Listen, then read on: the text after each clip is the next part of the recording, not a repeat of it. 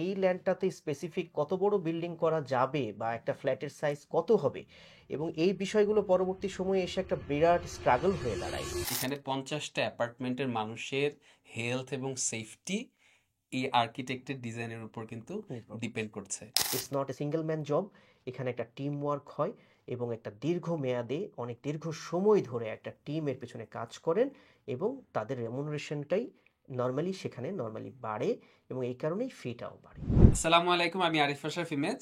আজকে আমরা এসেছি ত্রিকোণ আর্কিটেক্টসে। ত্রিকোণ আর্কিটেক্টস বাংলাদেশের একটি রিনাউন্ড আর্কিটেকচার ফার্ম। তারা বিল্ডিং এবং ইন্টেরিয়রের ডিজাইন, কনস্ট্রাকশন সহ বিভিন্ন ধরনের কাজের সাথে জড়িত এবং প্রচুর পরিমাণে অ্যাওয়ার্ড পেয়েছে, অনেক বিখ্যাত একটি ফার্ম। আর আমাদের সাথে আছেন এই ফার্মের প্রিন্সিপাল আর্কিটেক্ট এবং ওনার শফিক ভাই। তো শফিক ভাইয়ের সাথে আজকে আমরা বেশ কিছু ইন্টারেস্টিং টপিক নিয়ে আমরা আলোচনা করব। টপিকগুলো মূলত আর্কিটেক্টের সাথে বা আর্কিটেক্টদের সাথে কিভাবে যারা বিল্ডিং ডিজাইন করাতে চান বা ইন্টেরিয়র করাতে চান অথবা কনস্ট্রাকশন করাতে চান তারা কিভাবে কমিউনিকেট করবেন বা যোগাযোগ করবেন সেই জিনিসগুলো নিয়ে আমরা আলোচনা করব। তো আমি ছোট ছোট কিছু প্রশ্ন শফিক ভাইকে করব, যেটার এগেনস্টে শফিক ভাই তার নিজের পার্সপেক্টিভ দিবেন। তবে এটাও মাথায় রাখতে হবে যে অনেক বিষয়ে আসলে অনেক ধরনের মত থাকতে পারে। তো আমরা আজকে শফিক ভাইয়ের মতামতগুলো জানবো, এটাই ঠিক বেঠিক এটাকে আমরা কংক্রিট ধরে নেব না। তারপরেও আপনারা আশা করি এখান থেকে অনেক কিছু জানতে পারবেন। তো প্রথমেই আমরা একটা ইন্টারেস্টিং টপিক নিয়ে আলোচনা করতে চাই, সেটা হচ্ছে আর্কিটেক্টদের সাথে আমরা ঠিক কখন থেকে যোগাযোগ শুরু করব বা কখন আমাদের উচিত একজন আর্কিটেক্ট খুঁজে বের করা বা তার সাথে কথা বলা শুরু করা। একজন মানুষ যখন চিন্তা করেন যে একটা একটা বিল্ডিং সে বানাবে, তার একটা নিজস্ব ল্যান্ডে অথবা একটা শেয়ার্ড প্রপার্টিতে সে একটা ভবন নির্মাণ করবে অথবা তার একটা ফ্ল্যাটের ইন্টেরিয়র করবে, তো যখন থেকে উনি তার এই থিঙ্কিং প্রসেসটা শুরু করছেন ঠিক সে সময়ই উনি শুরুতেই আর্কিটেক্টের সঙ্গে যোগাযোগ উনি করতে পারেন। যেমন অনেক ক্ষেত্রে এমন হয়ে থাকে যে একটা ল্যান্ড কেনার ক্ষেত্রেও দেখা যায় যে তারা যদি সেই ল্যান্ডটা পারচেস করার আগে একজন আর্কিটেক্টের সঙ্গে যোগাযোগ করতেন তাহলে হয়তো তাদের অনেক ধরনের সুবিধা অসুবিধার অনেক বিষয়গুলো তারা আগে থেকে জানতে পারতেন এবং এটা খুব রিয়েল একটা সিনারিও।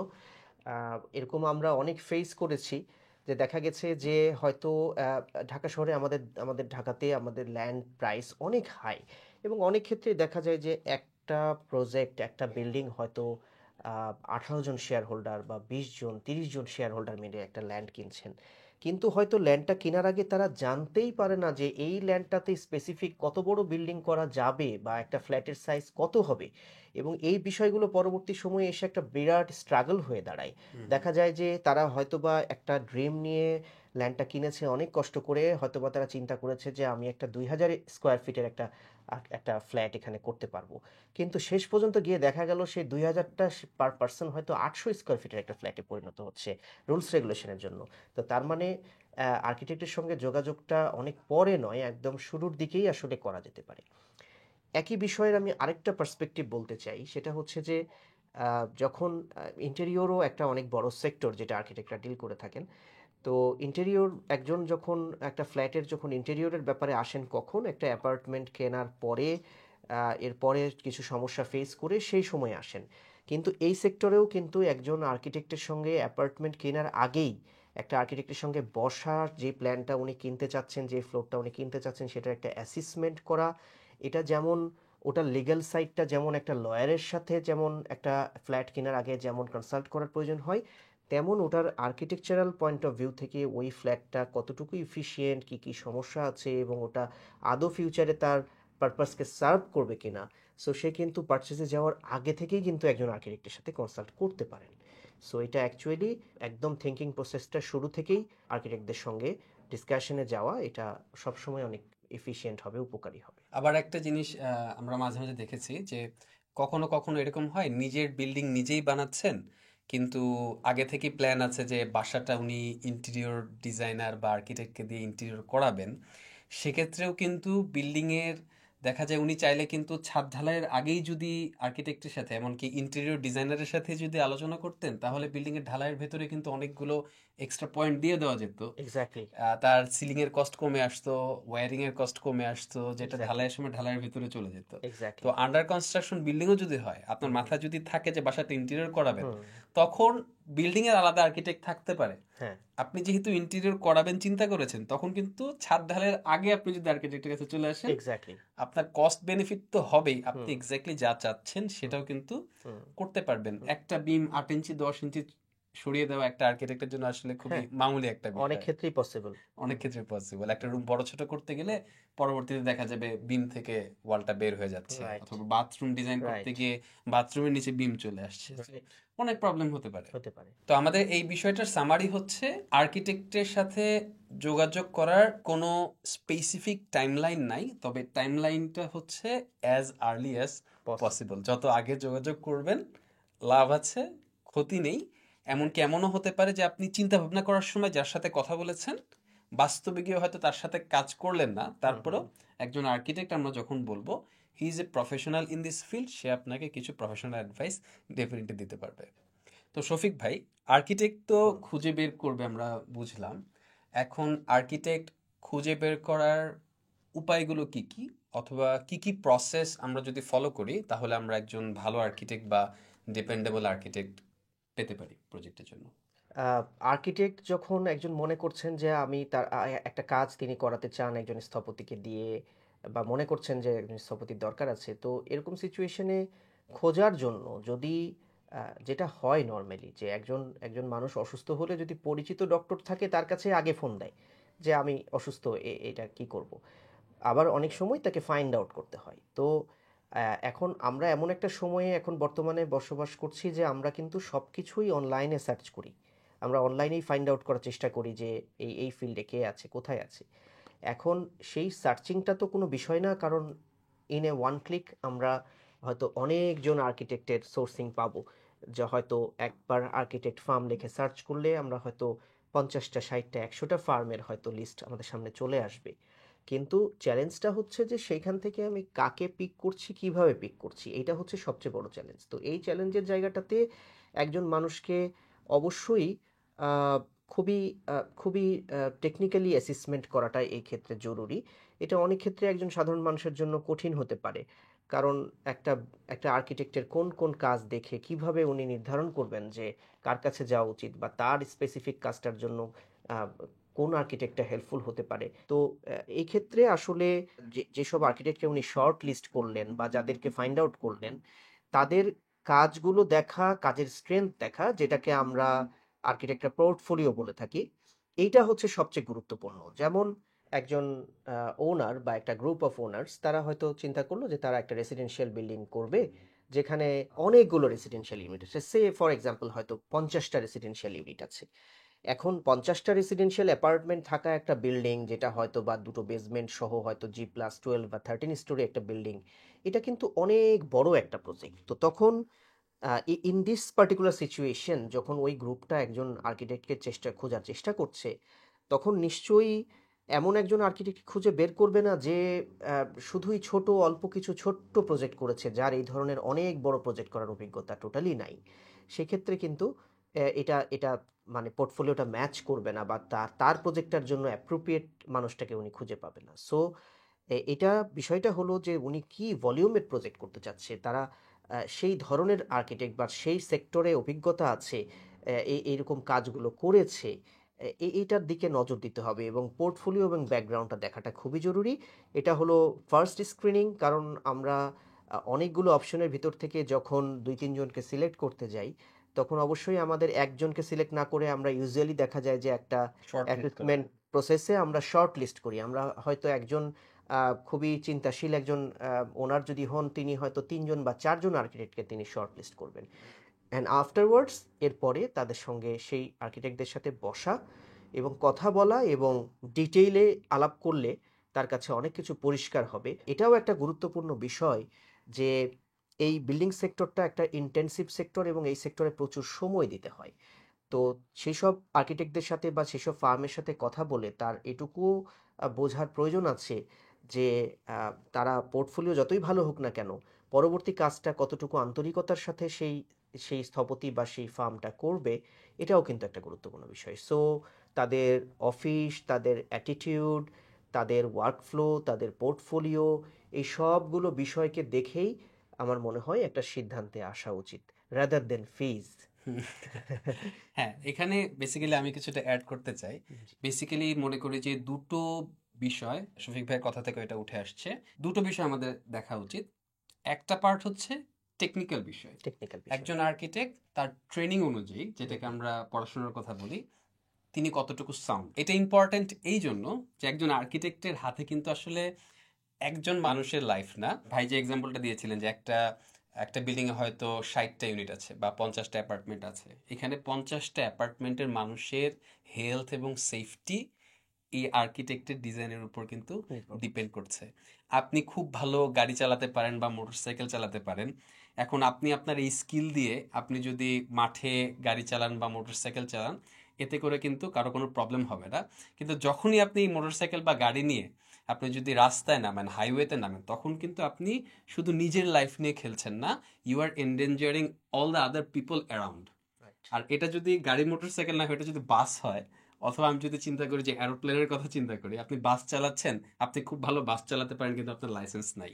তো এখানে কিন্তু টেকনিক্যালিটির একটা বিষয় আছে। আপনি যতই ভালো পারেন, হয়তো বা একজন নন আর্কিটেক্ট হতে পারে উনি খুব ভালো ডিজাইন করেন বা তার অনেক এক্সপিরিয়েন্স আছে, হুম হুম। তারপরেও আমরা দেখেছি এরকম ঢাকার বাইরে স্পেশালি আমি ময়মনসিংহে দেখেছি বা রাইট। রাজশাহীতে দেখেছি যে হয়তো আর্কিটেকচার নিয়ে পড়াশোনাই নেই, কিন্তু একটার পর একটা বিল্ডিং উনি ডিজাইন করে গেছেন, কনস্ট্রাকশন করে গেছেন, এবং খুব যে খারাপ হয়েছে আমি বলবো সেটাও না, হুম হুম। It's working.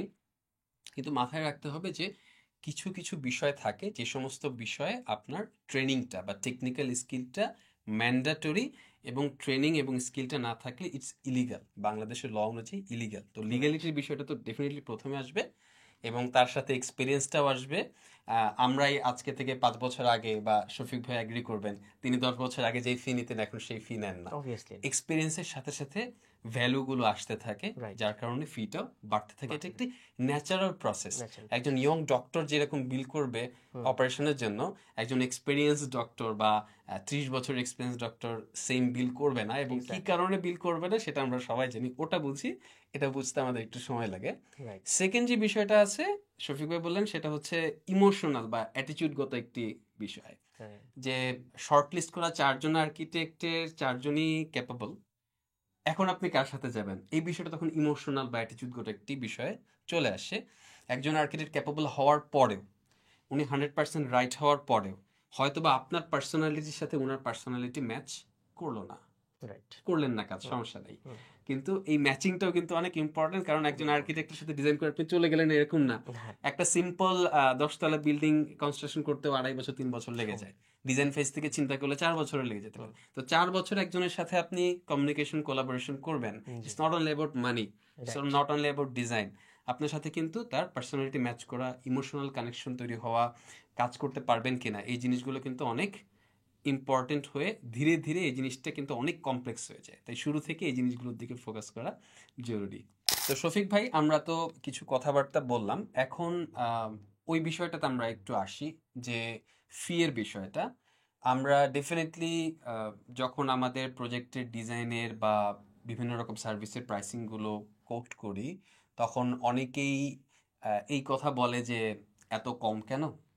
যেমন রিসেন্টলি আমার এরকম হয়ে গেছে যে ভাই আপনি তো আমার প্রজেক্টের কোনো গুরুত্বই দিচ্ছেন না, আপনি ফি একটু বাড়ায় নেন, আপনি রিয়েলি? মনে হয় এটার গুরুত্ব দিচ্ছেন না। So okay. এটা হয়। তো স্পেশালি যারা যাদের অনেক প্রপার্টি আছে, আগে অনেকগুলো ডিজাইন করেছেন, এরকম হয়। আবার কখনো কখনো আমরা, এটা অবশ্য সবচেয়ে বেশি শোনা হয় যে আপনাদের ফি এত কেন, এত কেন? এটা সবচেয়ে বেশি হুম আমরা শুনি। তো এই পার্থক্যটা কেন হয়, হুম। এবং এই পার্থক্যটা আসলে আটা ময়দার মার্কেটের মতো কিন্তু 1 টাকা 2 টাকা বা 4 আনা 8 আনা না, কোনো কোনো ক্ষেত্রে 2 গুণ 3 গুণ, কখনো এক্স্যাক্টলি। কখনো কখনো 5 গুণও হয়ে যায়। তো রাইট। এত মাসিভ পার্থক্যটা কেন হয়, এবং এটা নর্মাল কিনা, বা নর্মাল হলে এটা কেন?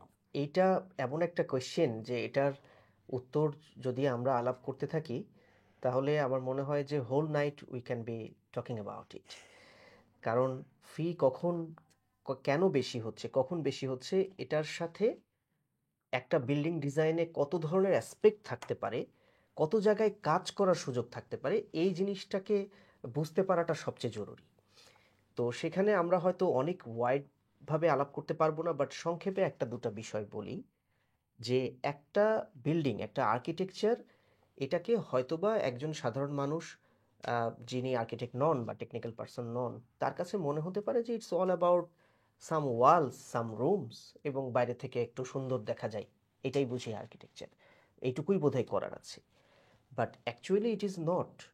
আমি যদি বিল্ডিংয়ের বাইরে থেকে বিল্ডিংটা দেখতে কেমন সেই জায়গায় যদি আসি, অবশ্যই একটা ভালো প্রজেক্ট, একটা ভালো বিল্ডিং, এটা একটা সিম্পলিসিটি এবং অবশ্যই একটা এক্সিলেন্ট মাস্টারফুল প্লে থাকবে এক্সটেরিয়রে। এটা কিন্তু একটা বিল্ডিংয়ের এক্সটেরিয়র ডিজাইন বা বাইরে থেকে দেখতে সুন্দর লাগা, এটাকে আমি বলে থাকি যে একটা বিল্ডিংয়ের টোটাল ভ্যালুর হয়তো বা only 5%, 95% is somewhere else. So সেই 95%টা কোথায় আছে সেই জায়গাগুলোকে একটু জানা, এবং সেই জায়গাগুলোতে কোন আর্কিটেক্ট টাচ করে এবং কোন আর্কিটেক্ট টাচ করে না, এইটার মাধ্যমেই কিন্তু ডিফারেন্সিয়েট করা যায় যে ফি কিভাবে কম হবে এবং কিভাবে বেশি হবে। আমরা সহজভাবে বলি, যেমন আমি একটা বিল্ডিংয়ে বসবাস করতে গেলে, একটু আগে ইমেজ আপনিও বলছিলেন যে হেলথ ডিপেন্ড করে একটা মানুষের। অবভিয়াসলি ইট ইজ, একটা টার্মই আছে যে সিক বিল্ডিং সিনড্রোম, একটা টার্মই আছে যেটা হয়তো কেউ জানেও না, যে একটা মানুষের বিভিন্ন ধরনের অসুস্থতার একটা বড় রিজন হতে পারে তার বিল্ডিংটা, সে যে বিল্ডিংয়ে ডেফিনেটলি। বসবাস করছে। এটা কিন্তু এখন ডিজাইনের ভিতরে অনেক স্ট্র্যাটেজিক্যাল ব্যাপার আছে, ক্লাইমেটকে কন্ট্রোলের অনেক ব্যাপার আছে। এটার উপরে নির্ভর করছে যে সেই বিল্ডিংটাতে আসলে সেই বিল্ডিংটা কি সিক বিল্ডিং সিনড্রোম হবে, সেই বিল্ডিংয়ে বসবাস করে কি মানুষ অসুস্থ হয়ে যাবে নাকি সুস্থ থাকবে। তার মানে একটা বিল্ডিং ডিজাইনের ক্ষেত্রে ক্লাইমেট, এখানে কতটুকু বাতাস আমি অ্যালাউ করছি, কতটুকু সানলাইট অ্যালাউ করছি, কতটুকু হিট অ্যালাউ করছি, এই বিষয়গুলো তার মানে একটা গুরুত্বপূর্ণ রোল প্লে করছে। আমি কিন্তু একটা অ্যাসপেক্ট নিয়ে কথা বলছি, ক্লাইমেট। হুম। এখন এই ক্লাইমেট নিয়ে যদি আমি এখন কথা বলতে যাই, অনেক কিছু আছে। যেমন আমরা জানি যে বিল্ডিং হলে বিল্ডিংয়ের শেডিং লাগে, বিল্ডিংয়ের সানশেড লাগে। এখন সানশেড যে লাগে, সেই সানশেডটা আসলে কি উত্তর দক্ষিণ পূর্ব পশ্চিম সব দিকে একই সানসেট লাগে? তা কিন্তু না। হুম হুম। এক একটা দিকে কিন্তু সানের ক্যারেক্টার এক এক রকম, আবার এক একটা দিকে এটার মানে শেডিংয়ের ক্যারেক্টারটা এক এক রকম।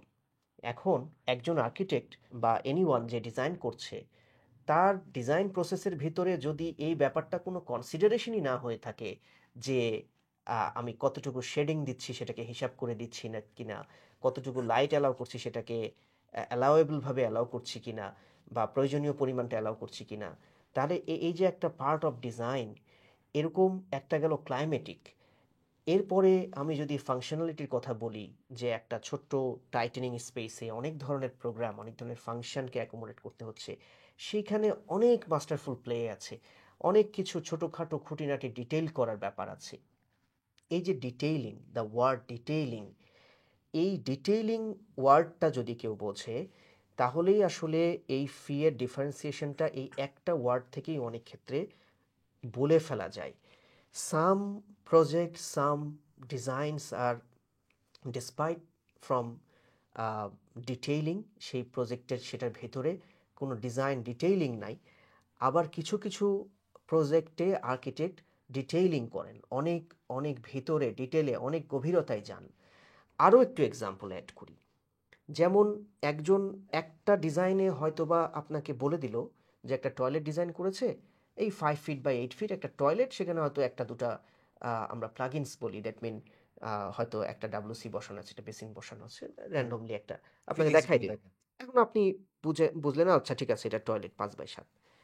এখন এইটাও এক ধরনের ডিজাইন। আবার আরেকজন আর্কিটেক্ট হয়তো ডিজাইন করতে এসে সে হয়তো একটা টয়লেটে প্রায় 25-30 রকমের ফিক্সচার বসে। এখন সেই আর্কিটেক্ট হয়তো ডিজাইন করতে গিয়ে সে ডিসিশন মেক করে দিয়েছে যে পানি যাওয়ার যে ফ্লোর ট্র্যাপটা আছে, সেই ফ্লোর ট্র্যাপটা কোন লোকেশনে বসবে। এটার সাথেও কিন্তু ওই টয়লেটটা ফ্লেক্সিবলভাবে ব্যবহার করার অনেক কিছু নির্ভর করে। যেমন আমি একটা বেসিনের নিচে আমি চাচ্ছি যে এটার নিচে একটা ক্যাবিনেট থাকুক। এখন সেই পর্যন্ত আমি চিন্তা করতেই পারি, ভাবতেই পারি যে হ্যাঁ বেসিন হবে, বেসিনের নিচে একটা হোল্ডার থাকবে, একটা ক্যাবিনেট থাকবে, সেখানে কিছু জিনিস সাজিয়ে রাখা যাবে। কিন্তু এই বেসিনটার ভিতরে যে এখান থেকে যে ওয়েস্ট ওয়াটারের পানি চলে যাচ্ছে, এখানে যে দুই দিক থেকে হট ওয়াটার কোল্ড ওয়াটার ঢুকছে, এই বেসিনের পিছনে যে অ্যাঙ্গেল স্টপ কর্ক বলে দুটো জিনিস আছে, এই লেভেল পর্যন্ত থিঙ্কিংটা একজন ডিজাইনার করবেন, একজন ডিজাইনার করবেন না। এখন একজন ডিজাইনার যদি একটা টয়লেটের ডিজাইনে প্রত্যেকটা সারফেস, প্রত্যেকটা লোকেশন, প্রত্যেকটা টাইলসের হিসাব থেকে শুরু করে কোথায় আপ ফ্লোর হবে, কোথায় ডাউন ফ্লোর হবে, সে যদি একটা টয়লেটের পিছনে তার এতটুকু সময় ব্যয় করে, তাহলে আমি সহজভাবে বলছি সবার জন্য একটা ছোট এক্সাম্পল দিয়ে, তাহলে একটা 2000 স্কোয়ার ফিটের বাড়িতে একটা বেডরুমে, একটা সিলিংয়ে, একটা ওয়ালে, একটা ফ্লোরে তার কত জায়গায় ডিটেইলিং করার সুযোগ আছে। সো এই ডিটেইলিংগুলো যখন একজন করে তখন দ্যাট টেক্স মোর টাইম। আমি একটা একটা ডিজাইনকে খুব সিম্পল সাধারণভাবে ছেড়ে দিতে পারি, কিন্তু তখন কি হবে, তখন আপনি যখন রিয়েল লাইফে যখন কনস্ট্রাকশন ফেজে যাবেন, তখন দেখবেন যে আপনার অসংখ্য ডিসিশন নাই। আপনাকে তখন সেগুলো একজন খুব একজন ওয়ার্কার যার হয়তো এই টেকনিক্যাল নলেজটা নাই, একজন মিস্ত্রি, একজন ওয়ার্কারের উপরে ডিপেন্ড করে এই সিদ্ধান্তগুলো নিতে হচ্ছে। আরেকটু অ্যাড করি, সে ফর এক্সাম্পল এই যে আমরা যে আমাদের সেফটির জন্য যে সেফটি গ্রিল ব্যবহার করে থাকি, এখন অধিকাংশ ক্ষেত্রে আপনি দেখবেন যে এই বিল্ডিংগুলো ডিজাইন করার ক্ষেত্রে গ্রিলের ডিজাইনার হলো মোস্টলি যে গ্রিলটা যে বানায়, যে ভেন্ডর ঝালাই করে বানায়, সেই হচ্ছে গ্রিলের designer, because you haven't got any design of your grill. কিন্তু এই গ্রিলের ডিজাইনও কিন্তু একটা গুরুত্বপূর্ণ বিষয়। যেমন আমি সেদিন একটা প্রজেক্টে দেখছি যে একজন আর্কিটেক্ট, হুএভার দ্য ডিজাইনার, সে একটা গ্রিল ডিজাইন করেছে, সেখানে কিছু ভার্টিক্যাল বার্স দিয়ে একভাবে একটু ডিজাইন করার চেষ্টা করেছে, বাট দেখা গেল যে ওই গ্রিলটা ইনস্টল করলে গ্রিলের ভিতর দিয়ে হাত দিয়ে যে স্লাইডিং গ্লাস খুলতে হয়, সেই স্কোপটা আর নাই।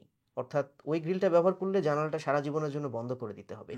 তার মানে এই যে একটা ছোট্ট ছোট্ট একটা detailing part of A building, যে একটা উইন্ডোর ভিতরে একটা গ্রিল, সেই গ্রিলটার ভিতরেও কিন্তু অনেক ডিটেইল মেকানিজম থাকতে পারে। এটা যদি ডিজাইনড হয়, একজন সেন্সিবল আর্কিটেক্ট ওই জায়গাটাকে ডিজাইন করেন, একটা গ্রিল থেকে শুরু করে একটা ফ্লোর ওয়াল থেকে শুরু করে each and every detail he has incorporated, that will take more and more time. এই ডিটেইলিং যখন করা হয়, একজন আর্কিটেক্ট যখন এই ক্লাইমেট থেকে শুরু করে ফাংশনালিটি থেকে শুরু করে ডিটেইলিং থেকে শুরু করে every technical aspect, say for এটার ইলেকট্রিক্যাল ডিজাইনে যখন উনি ইনপুট দেন, যখন এটার প্লাম্বিং ডিজাইনে ইনপুট দেন, architects has many thing to do with plumbing design, because প্লাম্বিংয়ের ভিতরে অনেক ধরনের ব্যাপার থাকে। এই যে পানির কানেকশনগুলো আসছে যাচ্ছে, এটা কিভাবে ওয়ার্ক করছে, এটা বিল্ডিংয়ের এক্সটেরিয়র সারফেসে আমি কেমন করে নিয়ে আসছি। যেমন ধরুন এসির ডিজাইন, একটা সিম্পলি একটা বিল্ডিংয়ে একটা স্পেসের মধ্যে যতগুলো এসির ইনডোর এবং আউটডোর আসছে, সেটার proper accommodation without any interruption in the interior, properly একটা এসিকে বসানো যাচ্ছে, এটার এক্সটেরিয়রে এটার আউটডোরের সাথে কানেকশন এস্টাবলিশ করা যাচ্ছে, এটাও তো একটা ডিটেলিংয়ের পার্ট। ফিটা তখনই খুব কম হইতে পারে বা কমে কেউ করে দিতে পারে যখন তাদের ডিজাইনে কিছু রুমের অ্যাকোমোডেশন আর একটা বাইরের ছবি, এইটুকুই যখন তার ডিজাইনে থিঙ্কিং হয়। বাট হোয়েন এভার যারা এটার অনেক ডিটেইলে যাচ্ছে, গভীর থেকে গভীরতায় যাচ্ছে, ধরে ধরে কাজ করছে, প্রত্যেকটা অ্যাসপেক্ট নিয়ে কাজ করছে, এবং he is turning your building into a very efficient and healthy living environment. At the same time ভালো ডিজাইন কিন্তু কস্ট রিডাকশন করে, আপনার ওয়েস্টেজ কমিয়ে নিয়ে আসে, ভুল কম হয়, অনেক ধরনের সমস্যা এবং লং টার্মে দীর্ঘমেয়াদে ব্যবহারের ক্ষেত্রেও কিন্তু অনেক কনজামশন কমিয়ে নিয়ে আসতে পারে একটা ভালো design. It is as simple as that, যে আমি দেখা গেল একটা বাড়ি ডিজাইন করে দিয়ে দিয়েছি যার হয়তো ওয়েস্ট সাইডে হয়তো বড় বড় গ্লাস দিয়ে দিয়েছি, কিন্তু এখানে চিন্তা করার বিষয় ছিল যে ওয়েস্ট সাইড থেকে বাংলাদেশে যে সানলাইটটা আসবে, সেই সানলাইটটা বিল্ডিংয়ের ইন্টেরিয়রকে এতটাই ওয়ার্ম আপ করে ফেলবে যে আমার সারা বছরের এসি চালানোর লোড অনেক বেড়ে যাবে। তার মানে একটা বাসা যদি ডিজাইনের সময় যদি এটা ডিজাইনগত কারণে যদি এটা যদি থার্মালি অনেক কমফোর্টেবল বা কুলভাবে ডিজাইন করা যেত, তাহলে তো এই যে দীর্ঘমেয়াদে যে ওয়েস্টেজটা, খরচটা, অতিরিক্ত ইলেকট্রিসিটি কনজাম্পশনটা, যেটাকে আমরা সাস্টেনেবিলিটি বলে থাকি, সেই জায়গাটাতে মিনিমাইজেশন হতো। সো আমরা যদি এখন এটা বলতে যাই, এই গল্পগুলো যদি ধরে ধরে বলতে যাই যে কোথায় কোথায় কাজ করার সুযোগ আছে, we cannot finish within a night. So এটা একটা আর্কিটেকচার, একটা অনেক বড় ফিল্ড, এবং এটার সাথে অনেকগুলো অ্যাসোসিয়েটেড ইঞ্জিনিয়ারিং আছে। আর্কিটেক্টের সঙ্গে কাজ করে, landscape architect, landscape designer, interior designer, আর্কিটেক্টের সঙ্গে কাজ করেন civil engineer, mechanical engineer, plumbing engineer, electrical engineer, এবং ক্ষেত্র বিশেষে আরও ব্রড অ্যাসপেক্টে আরও অনেক ধরনের প্রফেশনাল একজন আর্কিটেক্টের সঙ্গে কাজ করেন, এবং এটা একটা অনেক বড় ফিল্ড। এখানে অনেক বেশি কিছু করার সুযোগ আছে, এবং যখনই একজন আর্কিটেক্ট ওই ডিটেইল লেভেল পর্যন্ত যান এবং এর ভিতরে ওই পরিমাণ সময় দেন এবং এটাকে আর্কিটেকচারটাকে একটা আর্কিটেকচারাল মাস্টারপিসে পরিণত করেন, তখন অবভিয়াসলি তার ফিটা বেশি হবে, because it's not a single man job. এখানে একটা টিম ওয়ার্ক হয় এবং একটা দীর্ঘ মেয়াদে অনেক দীর্ঘ সময় ধরে একটা টিমের পেছনে কাজ করেন, এবং তাদের রেমুনারেশনটাই নর্মালি বাড়ে, এবং এই কারণেই ফিটাও বাড়ে। তো আমরা একটা লম্বা ডিসকাশন শুনলাম, পুরো কথাগুলোর সারমর্মটা কি। প্রথমত, ফি কম এবং বেশি হওয়ার জন্য সবচেয়ে বড় যে গাইডিং ফ্যাক্টর সেটা হচ্ছে আর্কিটেক্টের কাজের স্কোপ অথবা আর্কিটেক্টের চিন্তা ভাবনার স্কোপ। এটার সাথে কিন্তু আবার তার নলেজ, এক্সপার্টিজ এবং তার এক্সপেরিয়েন্সটা অনেক অনেক বেশি কানেক্টেড। একজন আর্কিটেক্ট যত সময় যেতে থাকে, যত বেশি বিল্ডিং ডিজাইন করতে থাকেন এবং কনস্ট্রাকশনের সাথে জড়িত হতে থাকেন, তার এক্সপিরিয়েন্স বাড়তে থাকে এবং প্রতিটা বিল্ডিং হওয়ার পরে তার মনে হয় এই জিনিসটা নিয়ে তো চিন্তা করতে ভুলে গিয়েছি, আগামীবার এটা চিন্তা করতে হবে। এবং যত সময় যেতে থাকে তার চিন্তা ভাবনার পরিসর বাড়তে থাকে। রাইট। একটা প্রজেক্টে ভুল হওয়ার পরে পরের প্রজেক্টে উনি চিন্তা করেন যে নেক্সট প্রজেক্টটা আমার ল্যান্ডস্কেপ আর্কিটেক্ট একজন প্রফেশনাল একজনকে দিয়ে করাতে হবে, এটা আসলে নিজে করলে হবে না। রাইট। পরের বার চিন্তা করেন যে সিকিউরিটি গ্রিলটা তো আমার ড্রাফটসম্যানকে দিয়ে করিয়েছি, পরের বার সিকিউরিটি গ্রিলটা আমি নিজে ডিজাইন করব, অথবা এটা আরও ডেডিকেটেডলি সময় নিয়ে করব। তো যত সময় যেতে থাকে তার স্কোপগুলো তত বাড়তে থাকে এবং স্কোপগুলো নিজের ওপর ম্যান্ডেটরি করে নিতে থাকে। রাইট। একজন আর্কিটেক্ট ছোট বলে তার ফি হবে, জিনিসটা এরকম না। উনি আসলে ছোট হওয়ার কারণে বা এক্সপিরিয়েন্স হওয়ার কারণে উনি এখনো জানেন না যে আরো কত কিছু করার আছে। একটা বিল্ডিং মানে শুধু বিল্ডিং না, একটা বিল্ডিং এর ভেতরে আমরা কিন্তু লাইফের 70%, এবং আমার ওয়াইফ, বাচ্চা কাচ্চা, আমার বাচ্চা কাচ্চারা তার লাইফের 90% টাইম বিল্ডিং এর ভেতরে কাটিয়ে দিচ্ছে, হয় স্কুলে নয়তো বাসায়। হুম। তো একটা বাসায় যদি সূর্যের আলো না ঢোকে, আলটিমেটলি বাসার মানুষজন খিটখিটে হয়ে যায়। খিটখিটে, যে বাসার মানুষজন খিটখিটে সেই বাসায় ঝগড়া বেশি হয়, যে বাসায় ঝগড়া বেশি হয় সেই বাসায় শান্তি থাকবে না। তো একজন আর্কিটেক্ট যিনি সানলাইট বাসায় ঢোকাতে পারেননি ডিজাইনের মাধ্যমে, ওই বাসার লোকজন খিটখিটে। এই যে ভাই যেটা বললেন যে ঠিক বিল্ডিং সিনড্রোম, আর্কিটেক্টের ডিজাইনের কারণে আপনার বিল্ডিং এর সবাই খিটখিটে হয়ে গেছে। খালি ফিজিক্যাল হেলথের কথা তো বললে হবে না, মেন্টাল হেলথ নিয়ে আমাদের ভাবতে হবে। আর ফিজিক্যাল হেলথের বিষয়টাও আছে। একটা আনহেলদি বাসায় মানুষজনের অ্যাজমার প্রবলেম হতে পারে, পেইন্টের কারণে অনেক প্রবলেম হতে পারে, সেফটি সিকিউরিটি ইস্যুস তো আছেই। সর্বোপরি হচ্ছে স্কোপ বাড়তে থাকে বলে এখানে প্রাইসিংটা বাড়তে থাকে। এবং এটার সাথে রিলেটেড অন্য যে বিষয়টা সেটা হচ্ছে নাম্বার অফ ডেলিভারেবলস। একজন আর্কিটেক্ট যিনি আপনাকে 10 পেজের ওয়ার্কিং ড্রয়িং দিচ্ছেন তার ফি একরকম হবে, আর একজন আর্কিটেক্ট যিনি আপনাকে 100 পেজের ওয়ার্কিং ড্রয়িং দিচ্ছেন অথবা উনি দিতেই থাকবেন till the construction is right. Finished, তার ফি আলাদা হবে। শুধু এই কারণে না তিনি খুব ভালো ডিজাইন করেন, এই কারণে যে তাকে অনেক বেশি এখানে সময় দিতে হবে এবং অনেক ড্রয়িং করতে হবে। তো শফিক ভাই, আজকে অনেক লম্বা ডিসকাশন হয়ে যাচ্ছে, তো এইবার হচ্ছে আমাদের ফাইনাল যে প্রশ্নটা, সেটা হচ্ছে আমরা আর্কিটেক্ট খুঁজে বের করলাম বা আর্কিটেকচার ফার্মগুলোকে দেখলাম, এখন আরো একটা বড় বিষয় চলে আসে যে আমরা যখন বিল্ডিং ডিজাইনের জন্য যাব তখন ফার্মের কাছে যাব নাকি ফ্রিল্যান্স আর্কিটেক্ট যারা আছেন, আমরা জানি দুই দিকেই অনেক ভালো ভালো প্র্যাকটিশনার আছেন। তো কখন কার কাছে যাওয়া উচিত, কেন যাব, কোথায় কি সুবিধা পাবো এবং কোথায় কি ধরনের চ্যালেঞ্জ আসতে পারে? এটা তো অবশ্যই নির্ভর করছে যে প্রজেক্টের ভলিউম, প্রজেক্টের বাজেট, সব কিছুর উপরে। এখন একজন ফ্রিল্যান্সিং আর্কিটেক্ট যে বড় কাজ বা কাজ যে সুন্দরভাবে গুছিয়ে করতে পারবে না এমন কথা আমরা কখনোই বলছি না, এটা অবশ্যই পারবেন। কারণ আমি যদি আমাদেরই নিজেদেরই ব্যাকগ্রাউন্ডের কথা বলি, তাহলে আমরা আজ থেকে 15 বছর আগে কখনো না কখনো তো একটা ছোট্ট পরিসরে নিজে নিজে কাজ করেছি, এবং সেই দিনটাতে একটা ভালো কাজ করাই আমাকে পরবর্তী কাজটা নিয়ে এসেছে, এবং একসময় গ্রো করতে করতে আমরা একটা জায়গায় এসে পৌঁছেছি। সবারই আমার মনে হয় প্রতিটা ফার্মেরই পিছনের স্টোরিটা এরকম। তো সেক্ষেত্রে ফ্রিল্যান্সিং আর্কিটেক্ট এবং ফার্ম দুটাই সিলেকশন হতে পারে, কিন্তু আহ, দেখার প্রয়োজন যে আমি কোন ভলিউমের প্রজেক্ট নিয়ে যাচ্ছি। একটা অনেক ম্যাসিভ ভলিউমের প্রজেক্ট, যেখানে হয়তোবা 1 লাখ স্কোয়ার ফিটের একটা বিল্ডিং, এবং সেই বিল্ডিংটার ভিতরে হয়তো অনেক টেকনিক্যাল ইস্যুজ আছে, গুরুত্বপূর্ণ ইঞ্জিনিয়ারিং ইস্যুজ আছে এবং অনেক অভিজ্ঞতার বিষয় আছে এবং হয়তো একটা ইন্টিগ্রেটেড টিম কাজ করার বিষয় আছে। একটা বড় প্রজেক্টে তো একজন আর্কিটেক্ট কাজ করেন না, একটা বড় প্রজেক্টে সাধারণত একটা ফার্ম বা যেখানেই হোক না কেন একটা টিম কাজ করে। তো সেইটা অনেক ক্ষেত্রেই একজন ফ্রিল্যান্সিং আর্কিটেক্টের জন্য অনেক ক্ষেত্রে এরকম একটা বড় প্রজেক্ট হ্যান্ডেল করাটা ক্ষেত্র বিশেষে অ্যাপ্রোপ্রিয়েট নাও হতে পারে। সো আমাদেরকে দেখতে হবে যে আমি যেই বিল্ডিংটা আমি কাজ করানোর জন্য যেতে চাচ্ছি সেটার ভলিউমটা কি। সো এটা যদি অনেক হিউজ ভলিউমের একটা কাজ হয়, আমার কাছে মনে হয় এখানে service delivery, consistency, team work সব কিছুর প্রসপেক্টে একটা অফিস বা একটা স্ট্রং টিম যারা কাজ করছে সেটাই বোধহয় বেস্ট চয়েস হবে। আবার ক্ষেত্র বিশেষে ছোট ছোট কাজের ক্ষেত্রে ফ্রিল্যান্সিং আর্কিটেক্টও ভালো ভূমিকা রাখতে পারে। তো বেসিক্যালি শফিক ভাই এখানে আমি যদি আমার পার্সপেক্টিভ থেকে বলি যে আমার কাছে মনে হয় দুটোরই কিছু পজিটিভ এবং নেগেটিভ সাইড আছে। আমি যদি নিজের কথাই বলি এবং আশা করি শফিক ভাই অ্যাগ্রি করবেন, সেটা হচ্ছে আমরা যখন একা কাজ করতাম তখন যতটা দরদ বা সময় নিয়ে এক একটা প্রজেক্ট দেখতাম, এখন কিন্তু অতটা আসলে হয়ে ওঠে না। দেখা যায় যে আমরা অ্যাজ এ টিম আসলে এখানে হুম কাজ হুম করি। আমি কিছু কাজ করছি, আরেকজন কিছু কাজ করছে, এখানে টিম ওয়ার্কটা আসলে অনেক বেশি হয়।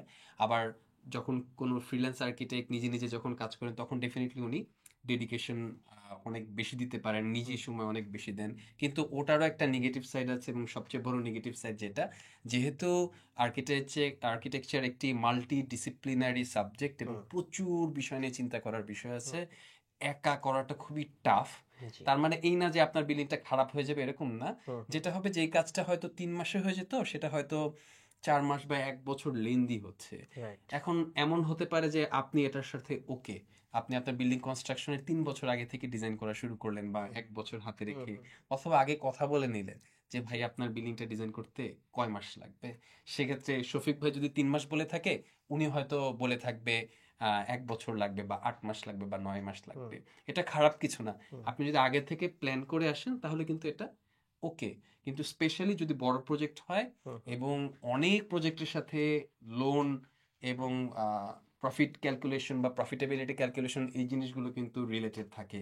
যে এক একটা ডিলের কারণে দেখা যায় স্পেশালি ডেভেলপারদের ক্ষেত্রে তাদেরকে প্রচুর মাসুল গুনতে হয়। জি এমনকি অনেক ক্লায়েন্ট আছে স্পেশালি শেয়ারের প্রজেক্ট হলে অনেকে লোন নিয়ে বসে থাকে। 60 অ্যাপার্টমেন্টের প্রতিজনের 1 লক্ষ টাকা করে 1 মাস মানে 60 লক্ষ টাকা লস। জি তো এই ধরনের অনেক কিছু এখানে হুম চলে আসে। তো আচ্ছা সেই দিক থেকে আমরা বলতে পারি যে সিঙ্গেল প্র্যাকটিশনার বা ফ্রিল্যান্স আর্কিটেক্ট বা ছোট ফার্ম এবং বড় ফার্ম দুটোরই পজিটিভ নেগেটিভ কিছু আছে। এবং অবশ্যই ডেফিনেটলি অনেকেই বাই চয়েস নিজেকে ছোট রাখেন, ফ্রিল্যান্স প্র্যাকটিস করেন, এবং অনেকেই করেন বড় হুম পরিসরে কাজ করার জন্য অ্যাজ এ ফার্ম অপারেট করেন। রাইট। এটা আরেকটু অ্যাড অন করা যায় যে বেসিক্যালি আমি তো প্র্যাকটিসের পাশাপাশি একটা সময় আমি শিক্ষকতা করার আমার এক্সপিরিয়েন্স হয়েছে, আমি টিচিং করেছি। তো পরবর্তী সময়ে কাজের যখন ভলিউম এবং চাপ এবং সব কিছু যখন বেড়েছে আমি একটা সময় টিচিং থেকে আমাকে সরে আসতে হয়েছে। তো আমার স্টুডেন্টরা অনেক সময়ই আমাকে কোশ্চেন করে, যে কয়জন স্টুডেন্ট আমাকে পছন্দ করে তারা অনেক সময় আমাকে কোশ্চেন করে যে স্যার আপনি কেন টিচিং করলেন না, কেন চলে গেলেন।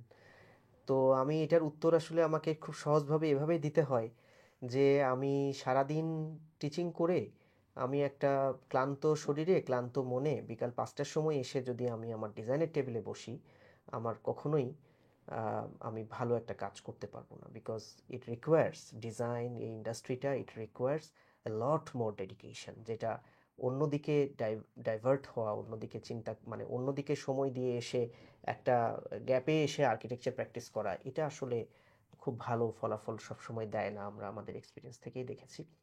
সো সেই জায়গা থেকেই যে অনেক সময়ই একজন ফ্রিল্যান্সিং আর্কিটেক্ট সব ক্ষেত্রেই যে ডেডিকেটেডভাবে কাজ করেন এমন না। অনেক সময় দেখা যায় যে তিনি হয়তো একটা জব করছেন, হয়তো আরও অনেক কিছুর ভিতরে এনগেজড আছেন, হয়তো তার অফ অফ টাইমে, যেটা রিয়েলিটি অনেক সময় ঘটে কারো কারো ক্ষেত্রে, সব ক্ষেত্রে নয়, যে খুব অফ টাইমে হয়তো রাত্রেবেলা হয়তো সে অল্প 1-2 ঘন্টা সময় বাঁচায় হয়তো একটু একটু করে ফ্রিল্যান্সিং এর কাজ করে। তো সেটার সুযোগও তার পাওয়ার দরকার আছে, সেটাও ঠিক আছে, কিন্তু তারপরেও এটা অনেক গ্র্যান্ড স্কেলের প্রজেক্টের ক্ষেত্রে যেখানে অনেক হিউজ কন্ট্রিবিউশন দরকার সেই জায়গাগুলোতে এই ধরনের সার্ভিসটা অনেক উইক সার্ভিস হয়ে যেতে পারে। এই ক্ষেত্রে একটা স্ট্রং টিম, একটা লিডিং ফার্ম, একটা অফিস, এটাই হবে গুড চয়েস, নো ডাউট। তো থ্যাংক ইউ শফিক ভাই, আজকে আমরা বেশ কিছু ইন্টারেস্টিং টপিক নিয়ে কথা বলেছি, আরো অনেক ইন্টারেস্টিং টপিক সামনে আসছে ইনশাল্লাহ। তো সামনে কথা বলা, শফিক ভাইয়ের সাথে আমরা শফিক ভাইয়ের সাথে সামনে আবারও দেখা হবে, আরো অনেক ইম্পর্টেন্ট টপিক নিয়ে আমরা কথা বলবো। আর একটা বিষয় আপনাদেরকে একটু বলি, আপনাদের ভেতরে আসলে প্রচুর পরিমাণে প্রশ্ন থাকে যেগুলো আপনারা ইনবক্সে করেন। তো শফিক ভাইয়ের কাজ দেখে তার ওয়েবসাইটে গিয়ে তাদের পেজে গিয়ে আপনারা আসলে বিভিন্ন ধরনের কাজ দেখতে পারবেন। তো সেগুলো নিয়ে আপনাদের অনেক প্রশ্ন থাকতে পারে, আপনারা তাকে সরাসরিও প্রশ্ন করতে পারেন বা আমাদেরকে মেসেজ দিয়ে তার জন্য প্রশ্নগুলো পাঠাতে পারেন। আমরা চেষ্টা করব পরবর্তীতে অন্য একটা ভিডিওতে এগুলো নিয়েও কথা বলার। Thank you. Thank you very much.